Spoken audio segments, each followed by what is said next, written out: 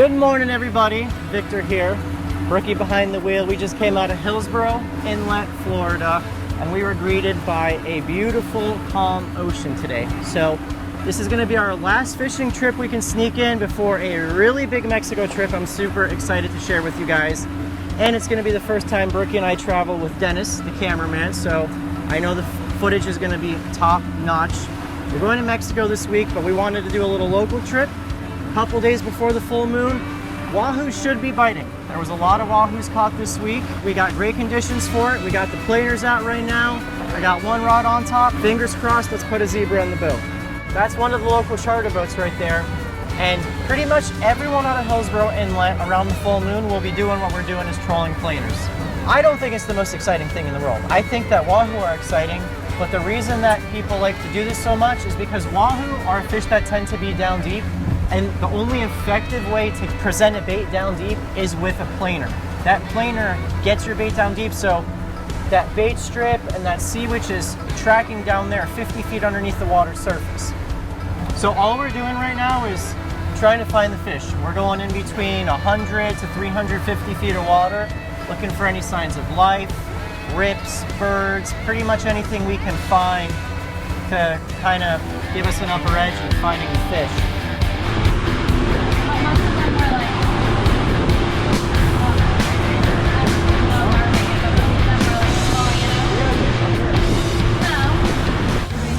All right, this is good. Good speed. All right, guys. First fish on the deep planer. It's trying to pull. So it's really important to have the boat in gear.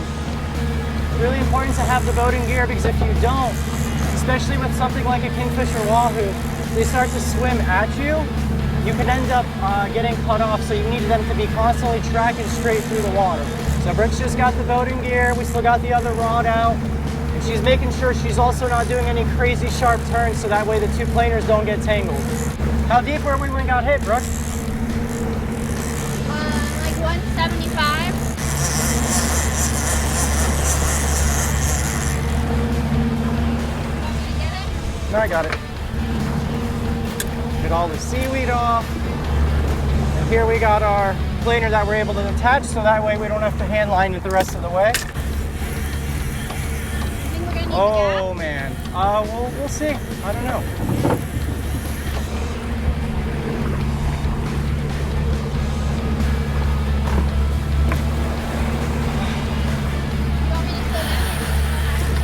You're good. Oh, it is a wahoo! It's a wahoo! It's a wahoo, Brooke. Keep the boat in gear. Yeah, baby! Let's go! No, you're good. You're good. You're good at this speed. Walk ahead of me. Walk ahead of me. Come on, Brookie. Yeah, girl! Come on, in the boat, in the boat. Yeah!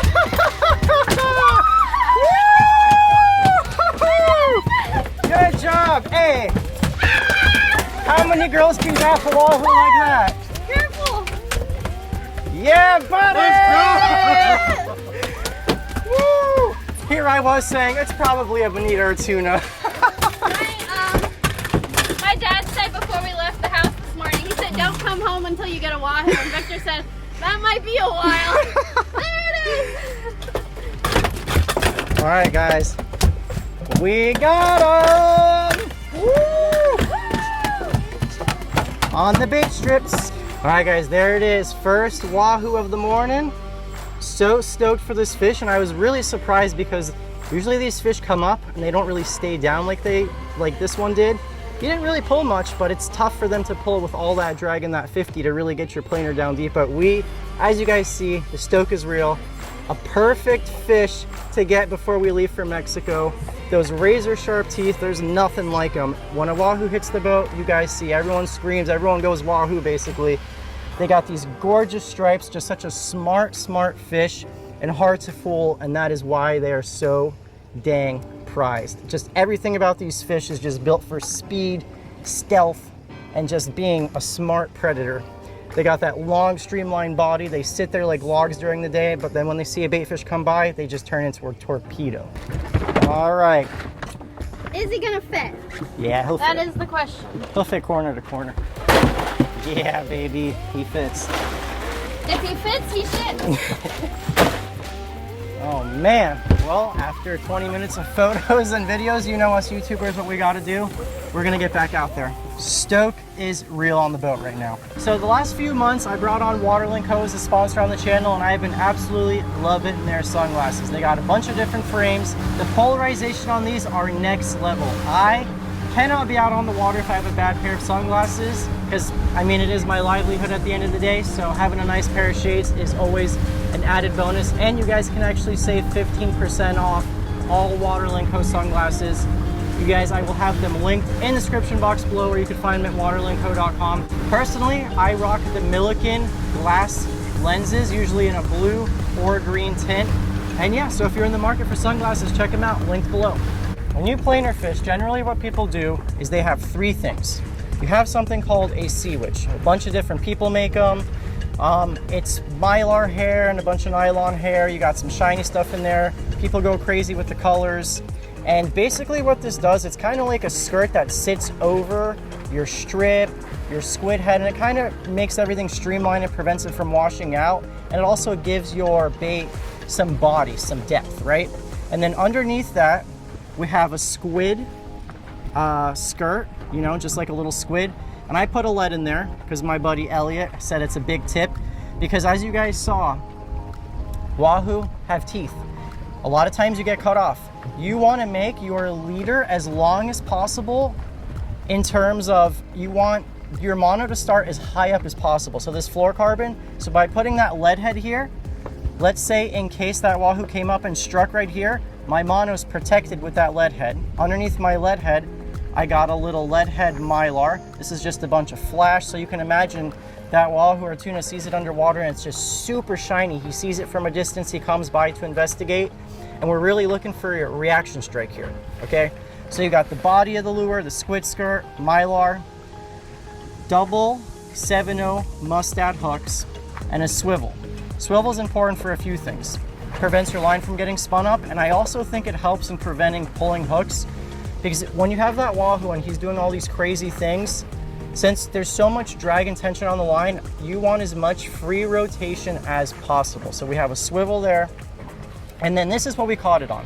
Perfectly streamlined. The water looks so good, but there's no fish. Oh, well, you got a bite, we got a bite.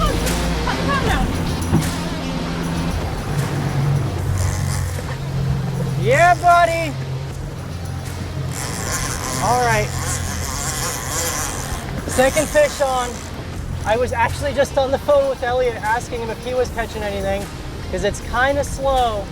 Woo! Come on, pull some drag, baby. Woo!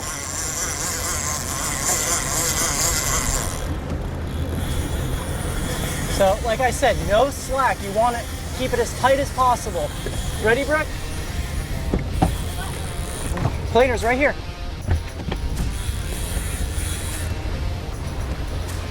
Oh, we need more speed. Sorry, I got to give us more speed. You can't slack up on the fish. All right. So we got planers off. Man, these fish are deep. You know how I know that? Because both bites we've had today have been on this deep planer, which is probably twice as deep as that other one. So, you guys, it's another Wahoo. You're kidding? No, it's another Wahoo. Oh my god. Another Wahoo. All right, I'm gonna drive this in the last second. Woo! You think my speed's okay? Your speed is perfect. Walk forward, walk forward. Yeah! Get him in, Brooke. Get him in. Get him in. Yeah! Good job, Brookie. Oh, man. Oh my goodness. So the best part about this whole thing is we were just on the phone with our buddy Elliot, who is the Wahoo Whisperer out of Pompano Beach. And he said they haven't gotten a Wahoo bite. They pulled off one sail and one dolphin. And it's usually him telling us, yeah, we got 3 in the boat, and we got 2 in the boat today. Just goes to show, some days you get lucky, man. You could be doing the exact same thing as someone else, you know, who's much better than you, but you just happen to run over these fish. And today, these fish are meant for us. The saying goes, if it's for you, it's for you. Today it was for us. All right, guys, Wahoo number 2, Brookie with the gaff shot. Look at how pretty that fish is. When you catch a Wahoo, you really gotta appreciate the colors because they are never gonna look better than when you first catch them. They lose all that, I don't know how to describe it. They really are like these pelagic zebras. They got all this iridescence in them. They just look so cool. They got the little mohawk of a dorsal fin, razor sharp teeth. And there you can see, that's what he ate. He ate a bait strip with that hook, that squid skirt, and that sea witch. Something not that fancy, but these Wahoo, they see that zooming by their head down deep and they just cannot resist it. He's lit up too. Yeah, he's a gorgeous fish. Tell me of a fish with a prettier pattern than that. I'd probably say that about every fish, but every time I catch a fish we haven't caught in a while, it's like you really can appreciate the colors and just the beauty of everything in this ocean. So a lot of times you guys see us come out here in troll planers, and this is actually only the second time we've ever caught Wahoo on this boat. We have put a lot of time in trolling planers, but sometimes you just gotta put that time in to actually see the results. I mean, some days we troll planers all day long and don't catch anything. Yep. And some days like today, it's not even 11 o'clock and we've already put 2 in the boat. Yep. So you just gotta put your time in to be rewarded with an epic fish like this. Yeah, I couldn't have said it better. And when you think you couldn't get another one, we got another one. My buddy Elliot London out of Pompano Beach, the Wahoo Whisperer, he actually makes these. This is his company. They're called bait strips. And you guys can actually save some money. I got a coupon code. I'm gonna have it on the screen here. You can find that linked below. And what this does is, this is basically like your bait fish imitation or the tail, right? So you can imagine this is putting off a ton of shine, but not just that, but this is flapping like crazy, 1,000,000 miles per hour like a bait fish would be in the water. And we basically have the exact same thing on the other rod, just a little bit of a different color to see if it's making a difference. This is the back side of the rod. This is towards the reel. This lead sinks. And as we drag this planer, what it's doing is the surface area of this plate is pushing it down and dragging against it and pulling your bait down. So now my entire line is being dragged down. And like I told you, those Wahoo, they just sit there like logs, just waiting for something to come by, and then they come and ambush it. You can catch them on the surface, but generally Wahoo are suspended deeper in the water column, and that is why planers are so effective at catching them. So right now I'm getting all the leader out until I get to that bridle system. So here's my bridle system, and I got these swivels that are in line with my line, and I put those half snap swivels right into those swivels. All right. A lot of seaweed, which is not ideal because since you can't see your lure on the surface, it's not a surface lure, you don't want to potentially have seaweed dragging on your bait and or your planer. It's just not gonna look natural. So what you guys just saw me do is I lifted the rod up real abruptly and then set it down. What that does is it creates slack in the line, and that lead part of the planer that I showed you, it allows it to sink. Once it sinks, it catches, and now you can imagine the surface of that planer is dragging, creating resistance, driving your line down. So the bait strips that I showed you, they come in a medium and a large size. So on that side of the planer, or on that planer, I put the medium one on. We're gonna do the large one on the other side, on the deep bait. So I'm gonna take this wire, I'm gonna get real close to the edge, and I'm gonna poke a little hole. And that is gonna secure the top of this. I'm gonna put that in the eye of the hook, and then I'm gonna see where my hook point would come out. So I line it up because everything about this is getting the right presentation, especially since, like I said, you can't see. You wanna make sure everything is perfect before it goes in the water. So I see that it would end about there, mark it with my thumb, go in with my hook. All right, Wahoo's all nice, just re-rigged. There it is, bait strips. This one's gonna be the long, like we've been doing, and we're just gonna repeat this whole thing because it's working today. There's a really nice edge of blue water that meets green water out here. The green water is all that inlet fresh water that's flowing out of the inlets. You can catch fish in it. We've been getting a lot of bites in it, but it's more towards the edge of the blue water. So that blue water, that's where these pelagic fish live in most of the time. Tuna, dolphin, sailfish, marlin. They don't like this fresh water. It's just not as clean. It's not what they're used to. So when you get that green water that comes in real deep, or that pushes out deep, the fish push out a lot deeper. When that blue water is in closer, the fish are in a lot closer. So we're trying to be right on the edge of the two, because that seems like where most of the action's been all day.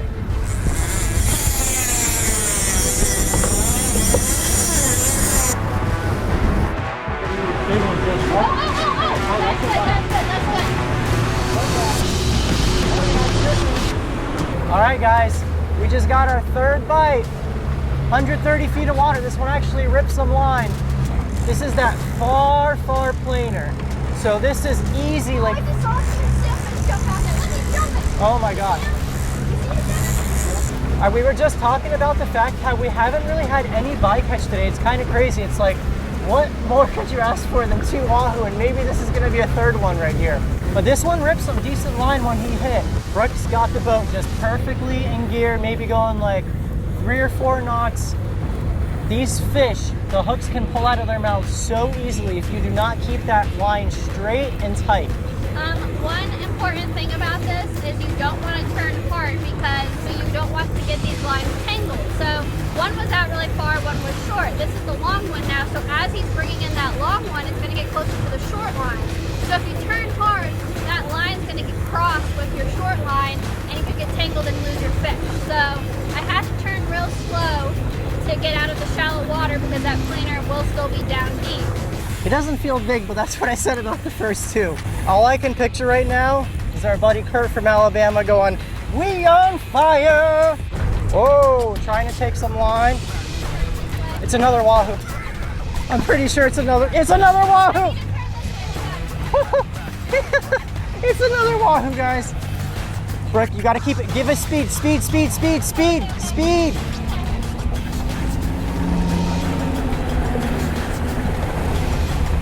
All right, now you can back off the speed. So the reason I was screaming at her to do that is because I don't want it to go slack at all. So I'm gonna walk back. Brooke's gonna gaff it. Oh, baby, you got another one! Another one. Man, how do we do this? How do we go from catching 1 wahoo on the boat to 3 in one day? This is amazing. I made up for my last cast shot. That was a good one. That one was right in the head. Yeah! That's number 3! And that was in the exact same area. It was shallower, but in the same vicinity of like where we were. That one was in like 115 feet, 120. I'm at a loss for words. Normally, when you like travel to a distant location, you always think the fishing is going to be so good there. And it's like, we like to make fun of, you know, good old Pompano, but we got a lot of fish in our backyard. When the stars align, you got a full moon, good north current, not a lot of seaweed, things like this happen.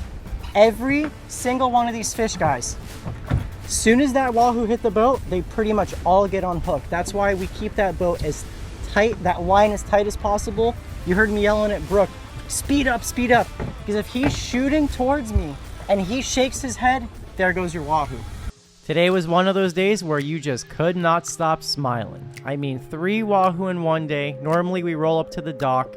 Brooks Dad is always out there greeting us, waiting to see what we caught. And guess what, Brian? We got you your wahoo.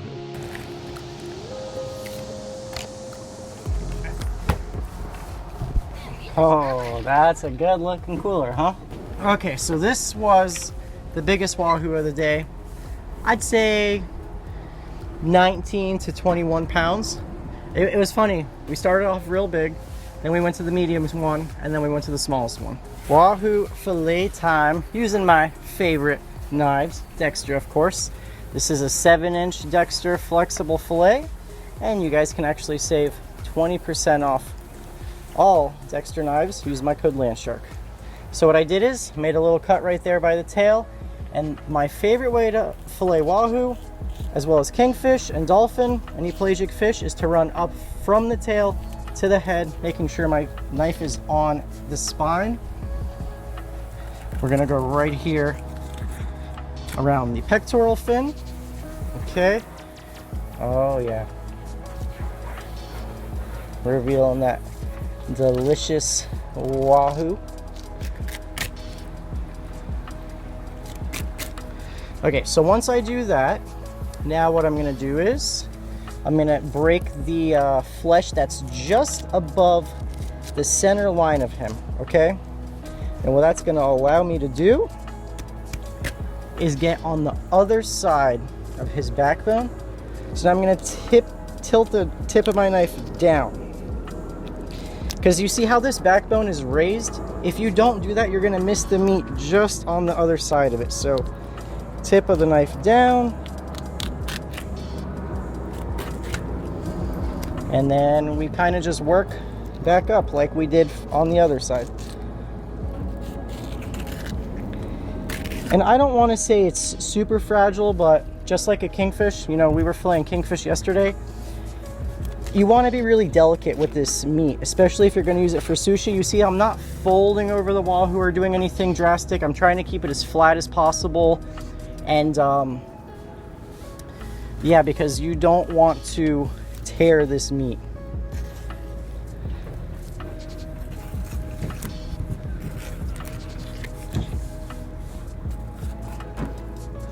So right here above the belly. Okay. And right here above the rib cage. And there we go. Look at that. Say we did a pretty dang good job. I don't think you can even really take a spoon besides maybe this little piece right here. Look at this. That's wahoo sashimi at the fillet table. Now, wahoo, like kingfish, have relatively thin skin. So I'm going to show you guys a little trick.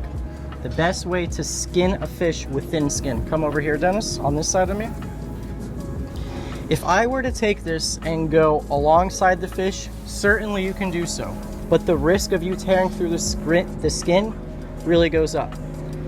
Because it's just such a long piece of fish and it's thin. Instead, what you can do, see if you want to divide your fish into, let's say, thirds. So I'm going to start right here. I'm going to go down to the skin, but not go through it. Okay, I'm going to swivel my knife, and now I'm going to skin this thing from the inside out. And look at my left hand, where it goes. My left hand, whenever I'm skinning a fish, is right behind the blade at all times. If my hand's over here, I can't feel what my knife is doing. I can't feel if I'm tearing through the skin. Look. Well, we just lift a little bit there, but you see, no skin in your fillet. I'm telling you, it is a game changer when it comes to filleting wahoo. Skin your fish in sections. It will make your life so much easier. Super stoked that we got to share this with you guys. We're going to Mexico this week. We're eating wahoo tonight. I just can't ask for, I don't know, it's just a better day. It's just everything's coming together. I will see you guys in the kitchen.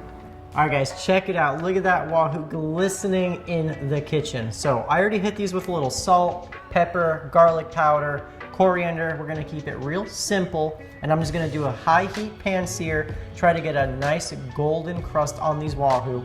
But the fun doesn't end there, because I'm also gonna do a little sesame seared wahoo. Try to leave it kind of raw in the middle, so you get to kind of taste a fully cooked version of the wahoo, as well as, you know, when you think of something like a wahoo, which is a really good sushi grade fish, you want to enjoy part of that fish raw, or have some type of raw component. So that's where the sesame seared is going to come in. So I chose kind of the blockier pieces because I'm always thinking of the final product. So when you sear this, I'm going to cut it into, you know, 1/4 inch thick pieces, serve it on everyone's plate. And yeah, so you want kind of like rectangular shaped pieces. So I'm going into some mixed black and white sesame seeds. I don't have any oil or anything on my wahoo right now either. It's dry, sticking nicely. And I'm gonna do it on all 4 sides of our wahoo.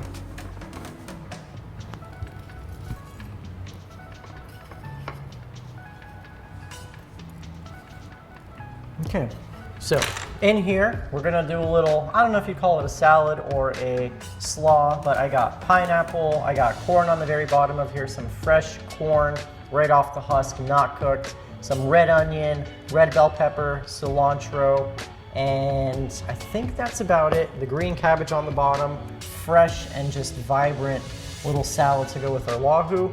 Got some jasmine rice cooking behind me. We're gonna go in with a generous amount of lime juice,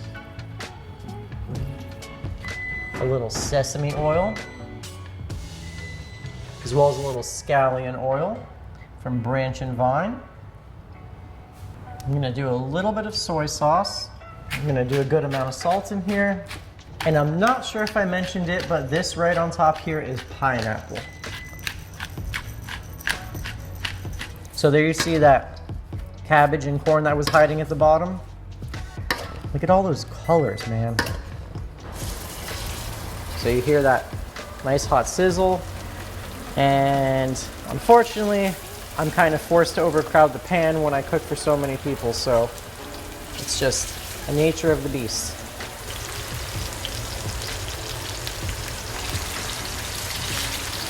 This is kind of what I'm looking for. If you guys look, see how you're getting that light golden brown? You don't want it to be too much because you don't want it to burn, but you want it to have some crust. You know, you want that caramelization to occur. This right here, that's the color I'm looking for. Not burnt, but a nice little golden brown crust. Tilt the pan towards us, let that butter kind of cool up, and we're just gonna toss this on top of our Wahoo. And yes, you can afford to do this. Wahoo is a very lean fish. It's not like a salmon or tuna, so you can afford to give it some fat.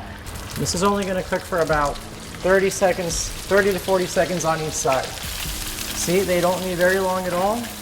We don't want this to cook. We don't want this to cook all the way through. You just want to kind of toast the outside a little bit.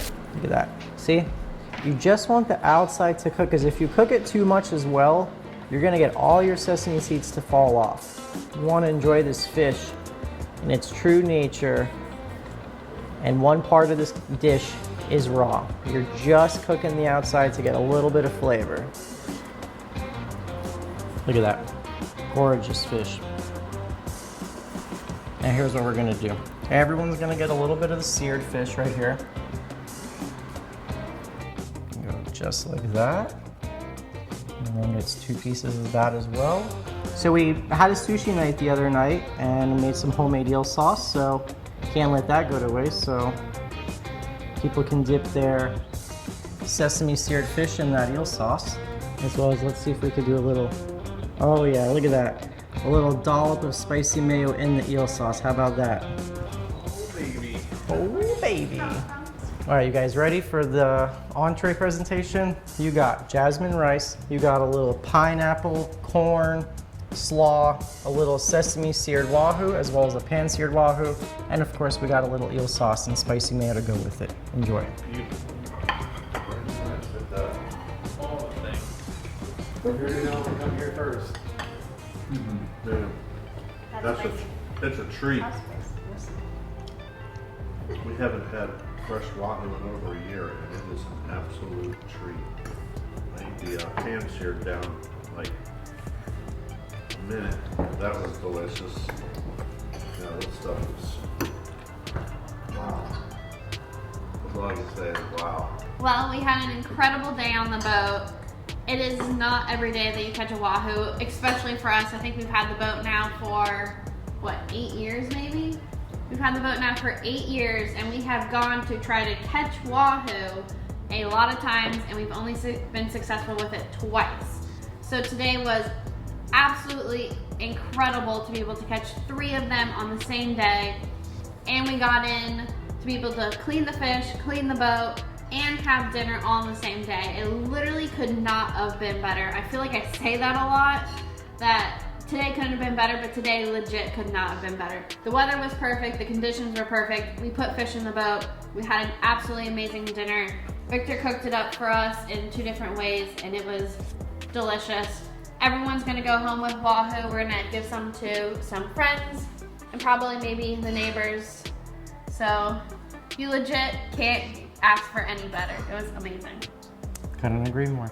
And how about all those gaff shots by Brooke? 3 for 3. Didn't miss a single fish. We've had Wahoo like twice, and when I got pictures today, I was trying to think back to the last time we had it, and I couldn't remember. So an amazing treat.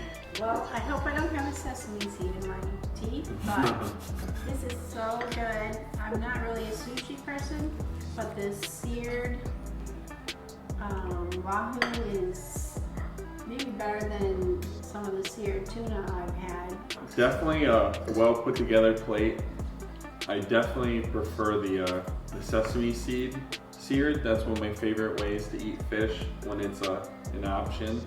But it's pretty wild how we hardly ever eat Wahoo and everyone's so excited about Wahoo. But when you have people who cook this well, you get Wahoo and you're like, wow, like I was expecting it to like really blow me out of the water. But it's when you know how to cook fish, you can have a fish like Wahoo and it won't really stand out the way you expect it to, because they can just prepare everything so good that Wahoo can kind of just sneak in and kind of just match the energy of all the other fish they cook. But with that being said, it is still an amazing plate. I would like to say that Fisher is on his second plate. That's why mine is empty, because it's full. I didn't eat that much faster than him. I want to thank you guys so much for watching. Like I said in the beginning of the video, Brookie, Dennis, and I are going to Mexico this week, so we are super stoked for that, to bring you guys along. And yeah, I don't know if we'll catch any Wahoo there, but I know there's lots of fish. We're going to go see our friends Jamie and Olga. We will see you guys there. Thank you for watching. Catch you in the next one.